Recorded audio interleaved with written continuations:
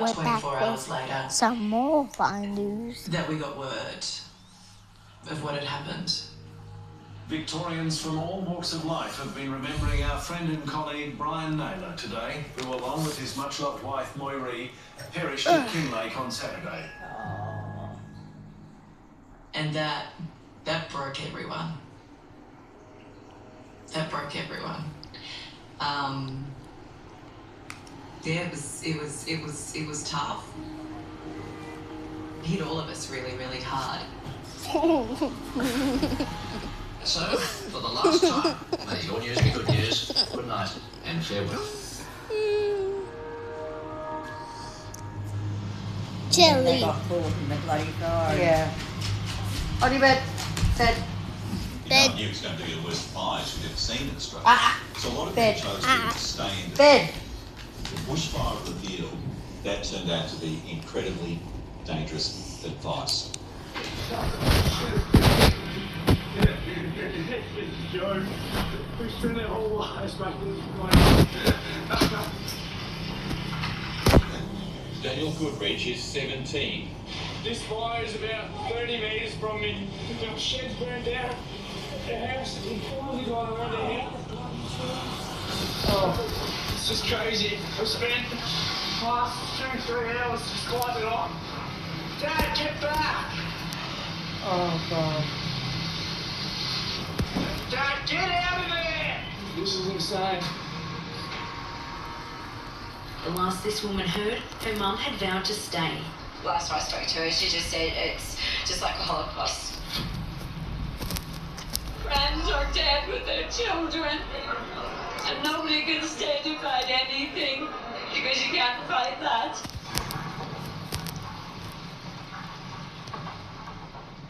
And so people need to stay off the roads, they need to keep out of these areas, and if they're going to stay, and as long as you can protect yourself, or otherwise, if in any way you're concerned, go early. The speed with which it went through You and the level of total devastation, it's hard to get your head around. It was like half a dozen F-18s just coming up the mountain at once, and it gave you about, 3 to 5 minutes to get inside. Wow, that's how fast it moves, eh? Oh, they're quick once it gets... 2009, gum couldn't leaves and all say sorts that. of You things. should try to Yeah, stay and it's taken a defend while. your property because you were likely to die. You had to actually get a move along and get the hell out of dangerous places earlier, or you could die.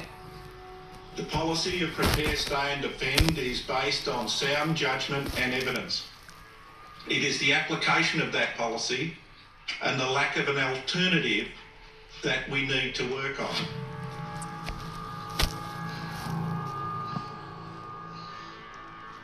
That'd be horrible, Joe.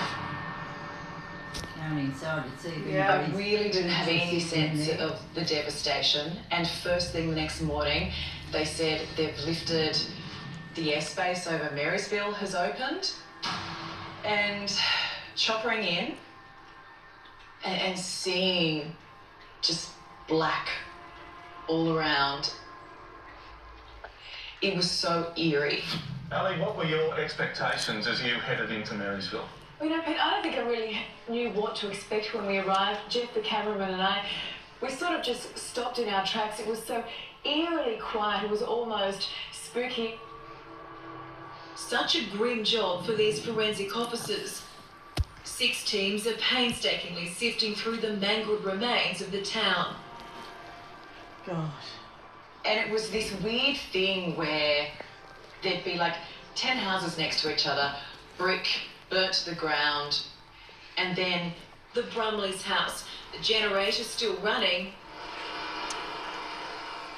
the wooden balcony unscathed, and all around it, rubble. That didn't make any sense.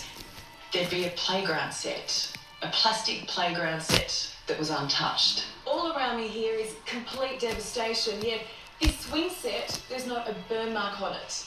So some fires, it's a lot of just luck playing out where the fire is, what's going to happen, and so on. It's those mental scars that stay with you, those families and the elderly, and how they would have felt. 119 people lived in this town. It's staggering to think that only 12 houses are still standing. No wonder authorities don't want to speculate on the number of dead. Standing here, you just really can't bear to even think about it.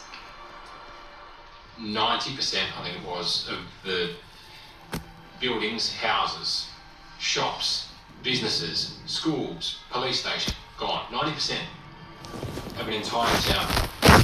For Australia to be told that 173 people had lost their lives in the Black Saturday bushfires, talking about it now, I still find it hard to believe.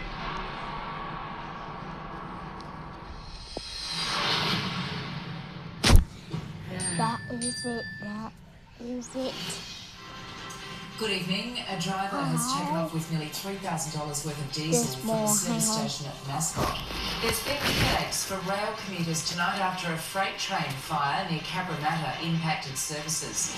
Allegations pop star Katy Perry sexually assaulted actress Ruby Rose are now being investigated by Victoria Police. And the Bulldogs are ready to unleash new recruit Leo Thompson against the Eels. More in the late news at 10:45. That is it. Like, oh my god. Next stop, Sydney. 9 News, your news. They need to stop calling them the Sussexes.